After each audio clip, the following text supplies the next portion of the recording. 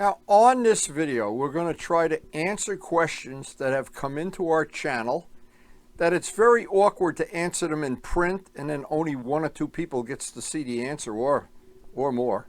But this way we get to go out to all 12,000 plus of our subscribers in one shot. And I hope that I've been able to pass on some useful information. We had some good tips come in today. Tips that I know are good information, worth sharing, and some safety things that are worth sharing, of course, and some maintenance things that, yeah, when you think about them, sometimes it's better to just spend the money up front rather than let something go to the very end. And of course, we have new projects going on in the shop right now. We've completed some. This is going to be an interesting video. I hope you can enjoy it on a widescreen TV in 4K. Adjust your setting accordingly. On today's question and answer, we have some really good quality information I think you can use for painting and for motorcycles, and of course a few interesting and funny stories. So the first question that came in on the channel is from Scott, and this is a question that I have heard many times in the past, and it's got a very definitive yes or no answer. There's no gray area here. He said, when do you sand color before the clear?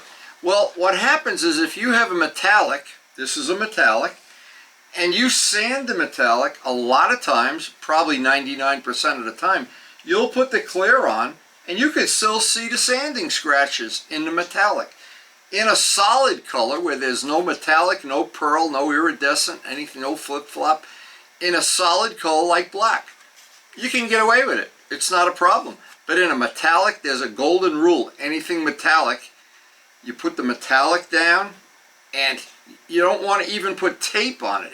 An example is, I was doing Mark Morgan's 600, the FC 600, and it was white pearl. And I had put some fine line tape around, took the tape off, thought, ooh, it's nice and clean, put the clear on, and I could see where the tape was. I could see the little reflection where the tape was. So I didn't like it, and it needed to be repaired, of course. But good general rule, if all else fails, is don't sand the color. Put a coat of clear on and then lightly sand that. And you can do it both ways, but you'll stack the deck in your favor by having that coat of clear on before you do any sanding. And metallic, never sand it. That's a big mistake. Now, and it's one of the things that sometimes, and in my case it's exactly how I learned, you have to learn the hard way, and I did. Now, I got a great comment from J.A. He read the thing about replacing the chain, and he said, well, you should replace the chain and the sprockets, and he's right. That would be good maintenance. That would be real good maintenance. And that's probably, I don't have the manual at my fingertips, probably what the manual recommends. But the problem is, and I'm not trying to stack this deck anyway, if you go back to the Suzuki manual for the GS 1100, they want you to replace the rubber brake hoses every 2 years. Well, mine are 42 years old and before I replaced them, so I'm not sure they're not trying to sell you brake hoses. But it is a good idea because the wear pattern, and Turbo Steve made a good comment on this, when we both had gotten new bikes within a relatively short time, and we were saying, well, you know, this is pretty good. The chains don't seem to be going out of adjustment anywhere near as often as they are with the bikes with 78,000 miles on them. And the whole point was the chains that come with the bike, they might be a better quality chain than what you buy aftermarket. I don't know. I don't know, maybe they're cheaper and maybe they just last longer, whatever. But what I'm suggesting is, and this is always the point, if two people, we both go buy an MT-09. I ride, I put my wife on the back, and I go cruising around, touring, never really getting on the gas, going through the gears, not using a quick shifter. I only ride in nice sunny weather when the roads are dry. My chain is going to last longer than somebody who's #1 doing track days, that's for sure. Or somebody who's a lot heavier. Somebody that might be, you know, a larger person with a larger passenger. Your riding style. Some people never go through the gears. Some people just chug along. Some people are always on Wearing out, I like to wear out the quick shifter. Weather has a lot to do with it. When you ride a bike in the rain and then don't lube it the next day or afterward, or dry the bike off, I'm sure that impacts the chain life. And of course the biggest one, do you clean and lube it? If you don't clean it, the dirt and dust turns into grinding compound and it shortens the life of the chain. But if all else fails and if money is not a consideration, probably replacing the chain and the sprockets as a unit is a really good idea, and I agree. And to show you how much I agree, I changed the chain out at I think 17,000 on the MT-09. The next time I have to do it, that'll be 34,000 on the sprockets. And keep in mind, the front sprocket wears out 3 times faster than the back one. It's usually a 3-to-1 ratio. So by replacing it at what would then be about 35,000, that's probably good for the life of the bike. And that's probably some real good solid advice. If you have a bike with 25, 30,000, just bite the bullet and put the whole thing in. JA, that's good advice. Now my good friend Ajat just took his Ducati Multistrada out of storage. It was in storage for 6 years. Any bike that's in storage for a really long time, you want to at least minimum check the wear on the chain with the chain wear tool. So a gentleman named Mike said he watched a video on making flat anodizing looking paint, basically flat paint, and we got a lot of responses to that video. I'm amazed how many people wanted to replicate the look of anodizing. And of course it's on the video how to do it, how I did it anyway, and I still have the parts hanging in the shop here. Now, what he wanted to do though, he wanted to replicate the anodized look on his calipers for a Porsche. Now, I don't know what color Porsche calipers are. Some are red, some are maybe black, silver, whatever. But there's a thought that I had is a way to do this would be the right way, and that's why I wanted to do this in detail, not just a quick 10-word answer in the video comments. I thought about doing this for other projects, is to buy a spray can of caliper paint. Caliper paint is high heat paint. Let's say you buy silver, or let's say silver, just to make an example of. Take a jar and spray the can of paint into the jar. Now you've got the paint. Now you want it to dry flat or flatter, just add, like it shows on the video, add a little bit of talcum powder to the paint. Just a little bit, very little will go a long way. And then do a little test. Now you can spray it with an airbrush or with one of my Harbor Freight spray guns. But now if you want to change the color, you've got the paint and it's high heat paint and it's already mixed. And if you want to add a little pigment, if you want the silver to be darker, put a couple of drops of black pigment in there, or a couple of drops of, I guess, anything that's black powder would do the same thing. They have powder pigments. You can buy them at Amazon. You can buy black powder pigment, or you can buy liquid pigment, which pretty much will make the silver get darker and darker and darker. I've played with, on painting the Yamaha wheels for the R1 and the MT-09, I played with, I had 7 or 8 different colors of silver, different flakes. I know there's endless videos. There must be 10 videos about how to do that, to mix silvers. But you can do it with caliper paint. Now the advantage of doing that, and this is really something I thought this through. If you use regular paint, and if this gentleman Mike drives aggressively and the calipers get red hot, what's going to happen? The paint's just going to peel off, and there goes all your work for nothing. But if you use the caliper paint, it probably will withstand the abuse. Anyway, another final way I thought of doing it, but I don't really think this is the right way to do it unless you don't drive aggressively. Paint the calipers with caliper paint, high heat paint, and put a very thin coat of flat clear over them. Now, I haven't done that, to be honest, and I don't know if that's going to be the look that you want. But a good way to figure it is do a little test of your own on, let's say you had a part, wouldn't even matter what it is, a tin can. Do a little test on the paint. Put it in the oven at whatever temperature you think your calipers are going to get. And I think you probably, if the paint peels off at 160 degrees, probably you don't want to do that. So again, a little experimenting would go a long way, but that's just something you have to think through before you just go do it. Or in the worst of all worlds, you have to find somebody that makes the caliper paint that color. So, and caliper paint is usually high heat paint. And another thing you could put in that, just thinking a thing, because my mind is always thinking about this kind of stuff. If you had silver, and it's high heat paint, and you want to make it darker silver, high heat paint, you put a little spray of barbecue paint in there. But always, no matter, whenever you mix paint, do a test, let it dry overnight, see if you can peel it off with your fingernail, see if it looks okay, put it in the oven at 165 and see if it peels off. You'll figure it out right away. But barbecue paint's usually good to 500 degrees, so should be something worth. I think I've given the evidence of things you could think about if you're experimenting with that kind of thing. And again, if you have the ability to just go buy a can of that caliper paint, that's the color you want, that would be the answer for sure. Okay, this is a really good one. Ryan, he uses old seat cushion batting and foam. He has an old seat on a bike he's restoring to bring the bike back to the stock feel. Now, a lot of people don't know this, that one of the most viewed videos on our channel of 3,000 videos is the ones of recovering seats. But I never have addressed replacing some of the foam or putting a layer of foam extra. So this made me think for a while, and I thought, say for instance, if I wanted to add a layer of foam to a seat like the R1, a thin seat, yeah, where do you get the foam that replicates the foam or the gel that they used in the real seat?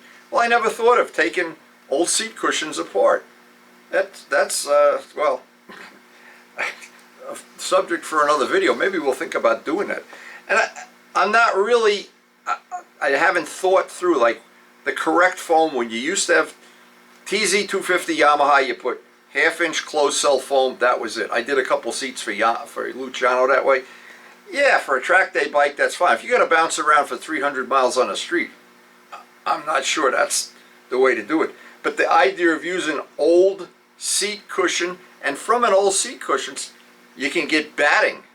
And right now, getting batting from Michaels or from an old seat cushion, you're not going to see the batting, and it usually doesn't wear out. It's just as good 10 years later. So that, Ryan, that's a good tip. And if you get a chance, send me a picture of your seat. I'd like to see what you came up with. Now, I was just thinking of something too. I've made 3 separate seat cals for 3 separate bikes, but never changed the rubber, the foam rubber in there. Give me something to think of for a future project. I always get a lot of good comments, and some are in good humor, some are, well, back and forth, I don't know. A comment I loved, my good friend from many years of modeling, Scott Richland. He says, Windy videos are great. He watches them while he does his workout. Well, that could be worse, you know. You could be watching Oprah or something like that, and you won't learn much from Oprah. Maybe you won't learn much from me, I don't know. Anyway, Scott, it's good. And by the way, we've been posting up a few modeling videos lately. People have returned the discs to me, and I've posted up some of the old memories and things that we shared our life together in modeling many years ago. But they're still fun to watch. And thank you to everybody that sent the discs back and responded with hitting the like button. And Matt Cologne shared a few pictures of a plane he repaired. And I know there's so many Windy videos about repairing model planes. I hope they were helpful, Matt. And it looks like you've done a great job. Anyway, Andrew has a GPX 750R, what rear tire, and the biggest, I told him this is something that I have a GPX 750R. I have experimented with tires. I tried using this tire and Dunlops and this one and that one. I don't remember how many more. They're all on the video. But the one I liked the best out of all of them was, for the rear tire, was the Sport Demon, the biggest one possible. And they make several sizes. I always got the biggest one possible. And it's one size bigger than the stock size. So, I don't know if because I've lowered the forks on the bike also. So that may tell you that I'm liking the bike quick turning. That's probably one thing. Now, it's always good to have a choice of tires, but when you have a GPX, you have a 16-inch front tire and an 18 back. No 17-inch tires available. So for that bike, unless you change the rims, and I'm not sure anybody's going to do that, but it's frustrating to buy tires now because a lot of times, and Vlad has been so helpful getting me tires for the RD, tires for the GPX, getting these odd-sized tires. A lot of times when you do get one, it's 4 years old the day you get it. So sometimes you gotta, it's like buyer beware, I guess. But it is getting harder and harder to find those oddball sized tires. But for the GPX 750R, the Pirelli Sport Demons, and they are difficult to match, no question about it. They are difficult to mount, I should say. Not impossible, but they really are. They are not Michelin's. Michelin's go on by themselves. The Pirellis seem like a little bit more work. Anyway, a fella named Evil. Now, I love some of the names that people have for handle. I'm kind of jealous, to be honest. And he's responding to something that I know, again, it's true, is wear a Harbor Freight mask for all 2-part and let the paint go downwind. Well, yeah, that's a good idea. And I really think if I lived in a place painted where the wind ever went downwind, the trouble is here, it goes here, 2 seconds later it's here, then it comes down off the roof, and I'm in a whirlpool out there where I do the painting, and I'm in between 2 giant fences and a house, a three-story house. So, but his advice is valid and good. Whether you paint with a mask when it's not 2-part, or you paint anything 2-part, wear a mask, and if possible, try to get the wind blowing at the back so that the fumes are blowing away from you. Unfortunately, for my thing, sometimes I don't have that choice, and that's why I replace the cartridges in the mask on a regular basis. They do not last forever. But that is legitimate good advice. And that's the purpose of our channel. That's the purpose of these videos, to share this kind of back and forth. And many people have given me really good ideas. I hope some of the things I'm posting are of some value to to everybody, not my friends. Anyway, Kevin has a 2022 Tracer. Okay, we know what that is. That's an MT-09 with the saddlebags and handlebars. And he had an MT-10, and his wife has an MT-07. And when he wrote this, I said, what, like the Yamaha family here? That's pretty cool. But anyway, he's got the same problem I have. He loves them all. And that's a nice set of bikes to have. Believe me, every one of them. There are very few bikes I wouldn't like to add to my collection. But those are all good if you add them to your collection. I want to take a little second to congratulate my neighbor Donnie, who purchased this bike from Luciano. And he has been riding the wheels off it every day. He just couldn't be happier. I'm so happy I gave him my set of track day leathers. Of course, the comments we all love. William 13 has an 83 GS 1100E. Comfortable, good power. He has lots of bikes, but it is his favorite. Well, I'm prejudiced. I like all my bikes. But I'm not sure if I ever had to pick the one I wanted to keep till the day I die. I'm not sure it wouldn't be the GS 1100. And I know Dallas has 2 of them, and I know he's in love with them too. And I don't know many people that don't like them. And I don't know many people that have sold one and are not sorry they sold it. I don't know, they seem to stand the test of time. Now, this is a funny thing, and I wanted to share this. Funny story. Turbo Steve left a comment on. We did a video of Buddy Weeder and the late Buddy Weeder. I had a little tribute to one of my modeling friends, and he had motorcycles, of course, and he built his own Cobra, and we went for a ride in it. We stopped at a 200-year-old gas station and looked at the gas pump, and Turbo Steve says, you know, did the horses drink 200-year-old gas out of that pump? Because they didn't invent cars 200 years ago. So Turbo Steve, you got a great sense of humor. I got to give you credit. Except for Jose, you have the best sense of humor of anybody. But anyway, it's a moot point. Anyway, and that Buddy Weeder video, Buddy was I never want to skip over, he was a very special individual. He built that car with his son, and it took him 9 years, and when we rode in it, he was as proud as you could be, as proud as I am after I ride around after one of my restorations, or after flying one of the planes I built and designed. There's a pride that you can't explain to people that don't do that kind of stuff. Anyway, Make Fix, and Make Fix has been a contributor of many good tips. This is one of them. He was watching me buff things out, and he said, "Wait, you should never wear long sleeves, and you should never wear gloves." And boy, I know he's right, absolutely right. But you know what? Sometimes I drop the potato here too on these things. And I worked in a machine shop that I was a partner in with Joe K for many, many years. And pretty much everybody in that machine shop was missing a piece of finger or on some part of their nose or whatever. And I used to feel like a freak because I had all my fingers and stuff. So, but that's a good tip. Gloves and t-shirts and jewelry and wedding rings, anything that can get caught in there is a real problem. Make Fix, thank you for the tip. Now, a guy named Nick, and this is the one I love. This is the one I love. He said, the bead breaker is fantastic, the bead breaker video. Wow, he's able to change his own tires now, not have to go to the dealer, not have to spend a ton of money. Hey, and you can basically spend that money on a lot of other better things like more tires, that's for sure. Anyway, I always really appreciate when somebody sends a nice comment after checking out the video. Now, our very good friend Dallas out in sunny California, he's sending me pictures of his, and boy, what a handsome guy. You got more gray hair than I have. A lot more. Anyway, he has two. One, he has a parts bike, the 283s, and one is his what he calls Big Rouge, Big Red. They match. It's a matching set. You're a lucky, lucky guy. A nice comment from a fellow named Beering, B-I-R-R-I-N-G. He had a flat black R1 with gold wheels. That's kind of a cool combination. And I have seen them before. And he said it felt lighter than his GSX R600. Well, a lot of that is the way you set the bike up too.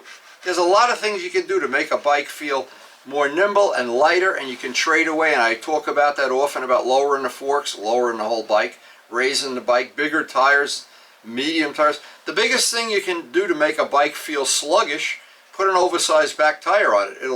It'll be like slow motion steering to a degree anyway. If you want the bike to turn real quick, like power steering, lower the forks 10 millimeters, some amount anyway. Every bike is different. We've talked about that many times on the video.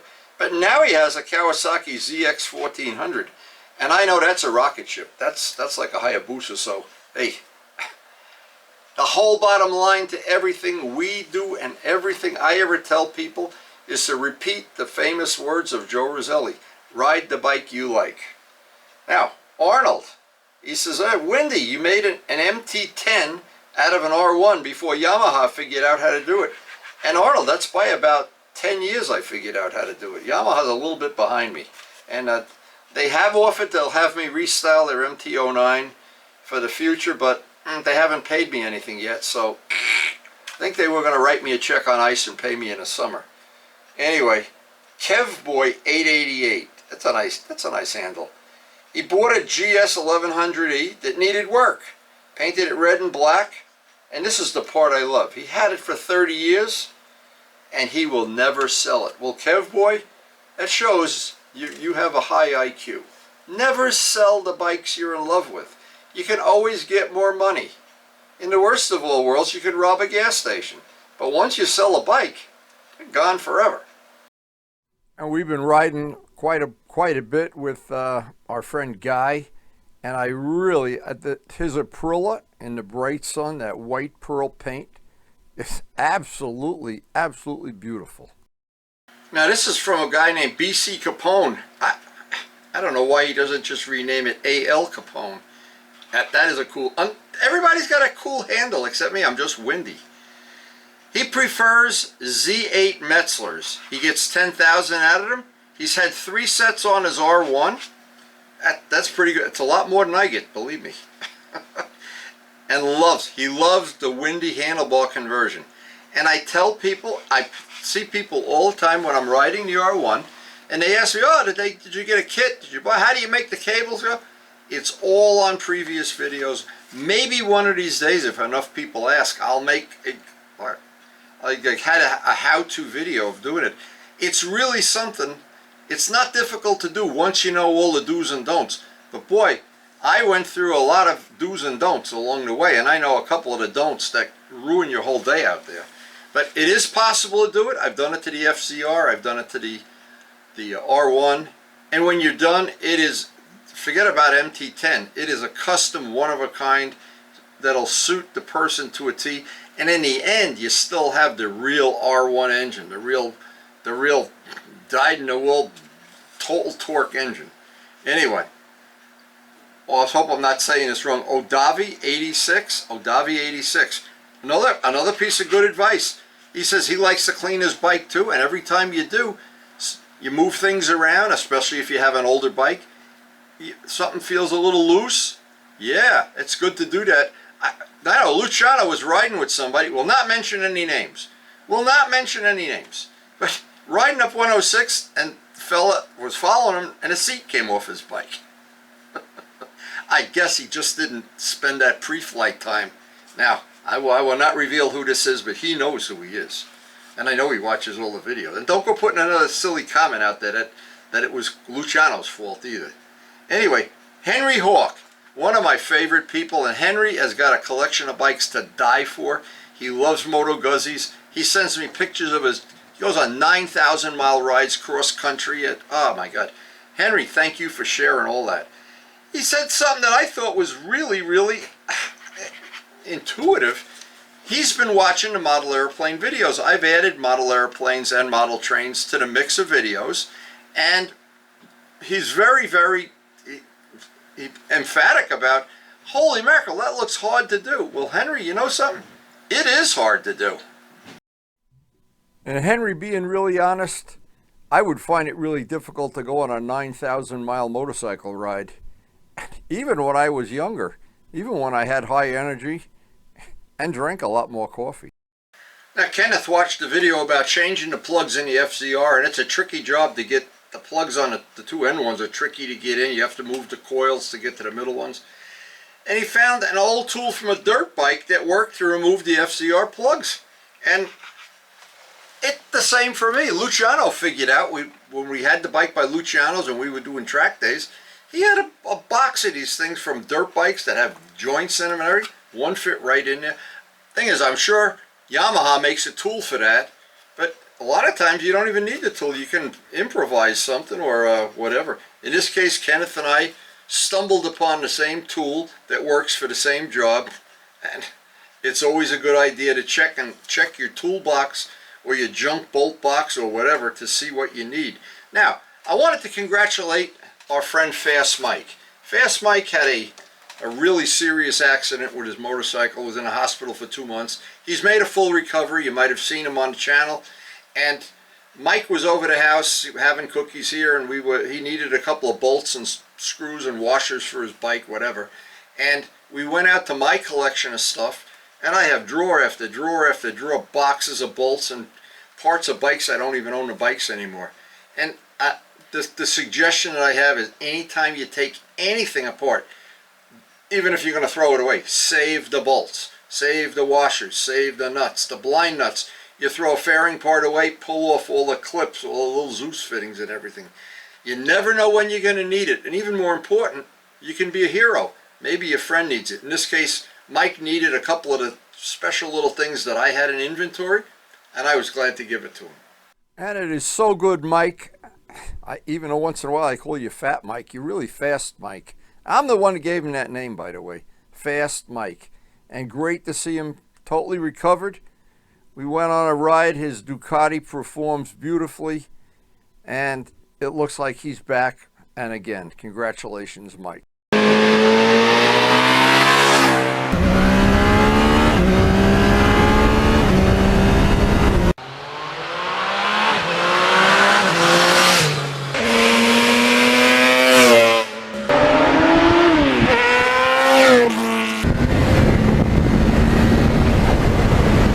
So I hope you enjoyed the video. Please hit the like button if you did, and thank you so much for watching.